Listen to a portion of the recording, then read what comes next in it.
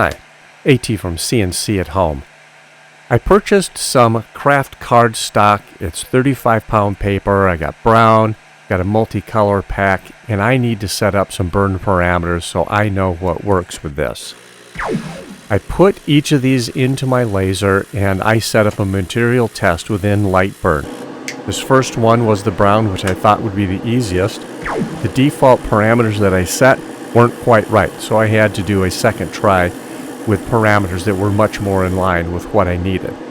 That one turned out well. The new feature within Lightburn for material test allows you to put a border around your material. And I never thought of it, but that lets you cut it out, and then you've got this nice little piece that you have portable. So I really like that new add to Lightburn. Check it out if you're using the material testing feature. I went ahead and then did a darkness test, so I did a bunch of shading of the boxes to see what was going to be the best. Once I got that done for the brown material, I went ahead and did material tests for each of the other colors in turn. So I did the green, the yellow, the red, the blue, the purple, just to find out what my parameter is going to be. One of the cool things I found is, such with the green, is you ended up with some white. Here they all are side by side. These are the end results.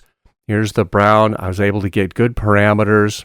The red, also tons of good parameters. The green, also very good. The yellow, some really good parameters here. The blue, as suspected, not quite as good because it's a blue laser. And the purple kind of followed suit. This was a really fun project and I enjoyed doing it. If you like this video, give it a thumbs up.